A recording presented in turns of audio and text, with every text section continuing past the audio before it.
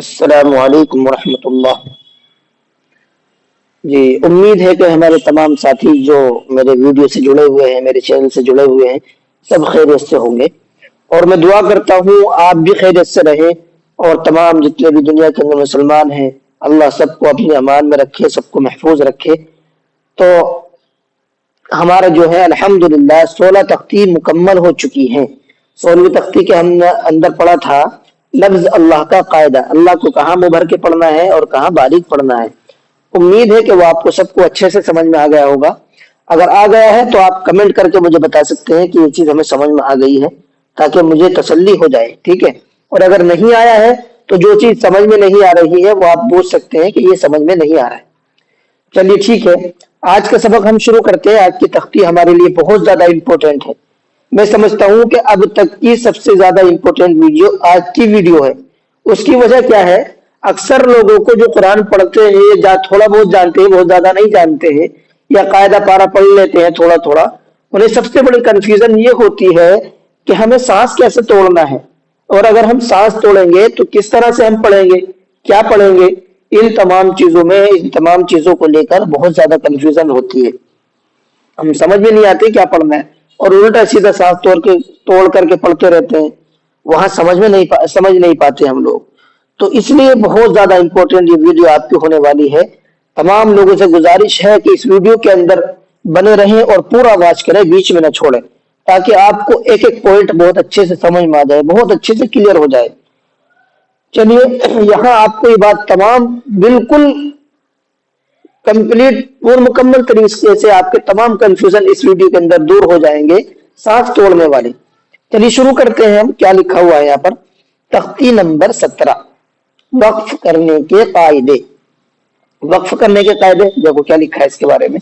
وقف کے معنی ٹھہرنے کے آتے ہیں، ٹھہرنا، یعنی کہیں پر ہمیں سانس توڑنا ہے، ٹھہرنا ہے، اس کو وقف بولتے ہیں۔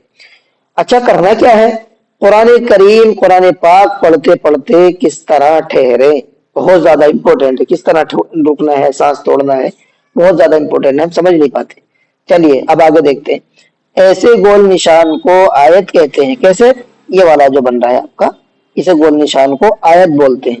سب جانتے ہیں اس بات کو تو، لیکن اس آیت پر سانس کیسے توڑنا ہے یہ نہیں جانتے۔ چلیے آج سمجھیں گے انشاءاللہ۔ اب سمجھ لیتے کیا لکھا ہوا ہے۔ نمبر 1، زبر زیر پیش۔ بہت زیادہ دھیان کے ساتھ میں بات سننا، اور ایک ایک بات کو کان میں سن کر کے دل میں اتارنا اس بات کو میں کیا بول رہا ہوں۔ زبر زیر پیش، ٹھیک ہے، جہاں سنگل زبر زیر پیش آئے گا وہاں تینوں آئیں گے، زبر بھی آئے گا، زیر بھی آئے گا، پیش بھی آئے گا۔ اس کے بعد دو پیش، دو زیر، دو پیش۔ یہ دھیان سے سن لینا۔ جب سنگل زبر کی باری آئے گی تو وہاں زبر زیر پیش تینوں آئیں گے، لیکن جب ڈبل کی باری آئے گی تو وہاں پر دو زیر اور دو پیش آئیں گے، زبر نہیں آئے گا، دو زبر نہیں آئیں گے۔ تو کرنا کیا ہے؟ زبر زیر پیش، دو زیر دو پیش پر وقف کرنا ہو تو آخری حرف پر جزم دے کر سانس توڑ دیں، اسی کو وقف کرنا کہتے ہیں۔ دیکھو میں آپ کو اپنی طرف سے پھر بتا دوں، ایک زبر، ایک زیر، ایک پیش، ٹھیک ہے، یا دو زیر دو پیش، یہ 5 چیزیں ہیں۔ ان 5 چیزوں پر جب بھی ہمیں سانس توڑنا ہے، یا بیچ میں سانس توڑے چاہے یا آیت آئے سانس توڑے، کہیں پر بھی ہمیں سانس توڑنا ہے، اگر یہ 5 چیزیں وہاں سانس توڑتے ہوئے پائی جاتی ہے تو وہاں ہم کیا کریں گے؟ جزم لگا کر کے آخری حرف پر سانس توڑ دیں گے۔ کیسے؟ میں آپ کو مثال دوں، دیکھو اسی کے اندر لکھا ہوا ہے اعوذ باللہ، ہم سب لوگ جانتے ہیں، پڑھتے بھی ہیں، اور کیا پڑھتے ہیں؟ اعوذ باللہ من الشیطان الرجیم، ہم رجیم پڑھتے ہیں یہاں پر، ہے نا؟ اور دیکھو لفظ کیا ہے؟ رجیمی ہے، میم کے نیچے کیا ہے؟ زیر ہے۔ تو جب ایک زیر آیا وہاں پر سانس توڑنا ہے ہمیں، آیت ہے، تو ہم نے کیا کیا؟ میم کے اوپر جزم لگا دیا، سکون لگا دیا اور رجیم کر دیا۔ بسم اللہ بھی ہم سب لوگ پڑھتے ہیں، بسم اللہ الرحمن الرحیم، یہاں بھی دیکھو سیم وہی ہے، میم زیر می ہے، رحیم ہی پڑھنا چاہیے تھا، لیکن چونکہ آیت آ گئی اور ایک زیر ہے، اس ایک زیر کی وجہ سے ہم نے اس کو رحیم کر دیا، میم کے اوپر جزم لگایا اور سانس توڑ دیا۔ پہلا پوائنٹ کلیئر ہو گیا آپ کو۔ دوسری، ایک زبر کی ایک زیر ایک پیش کی مثال ہو گئی آپ کی۔ اب میں دو زیر دو پیش والی مثال دوں، اسی کے اندر دیکھو قرآن کریم کے اسی کے اندر لکھا ہوا ہے फीहा आइनुन जारिया, यह गोलता है। चलो इसको नहीं देते ये मिसाल, अभी ये कायदा अलग है, मैं बाद में बताऊंगा। अभी इतना समझ लीजिए कि दो शेर की जो है मिसाल वो भी सेम ही है। अब आगे देखो क्या है, आगे लिखा हुआ है कायदा नंबर 2, दो जबर पर वक्फ करना हो तो एक जबर के साथ अलिफ बढ़ाया जाता है। बहुत ध्यान से सुन लेना इस कायदे को, दो जबर वाले यहाँ पर अक्सर गलती करते हैं और समझ नहीं पाते। तो मैंने क्या बताया आपको, अगर हमें दो जबर पर सांस तोड़ना है तो वहां पर क्या करेंगे, एक जबर को हटा देंगे और साथ में अलिफ लगा देंगे। मैं आपको इसको मिसाल देकर के समझा दूं। देखिए मैं स्क्रीन पर कुछ लिख रहा हूं, आप उसको देखना ध्यान से। मैंने आपके सामने लिखा हमजा जबर आ, हा जबर हा, दाल अलिफ दो जबर दल, सबको नजर आ रहा होगा, ठीक है। मैंने लिखा अहादन, लेकिन अब हमें करना क्या है, अब मैं इसके आगे आयत कर दी मैंने, ठीक है। अब ये आयत कर दी तो दो जबर पर हम सांस तोड़ रहे हैं। अब जब दो जबर पर सांस तोड़ रहे हैं तो हम क्या करेंगे, यहाँ पर एक जबर को खत्म कर देंगे। ये मैंने कर दिया खत्म, अहादा।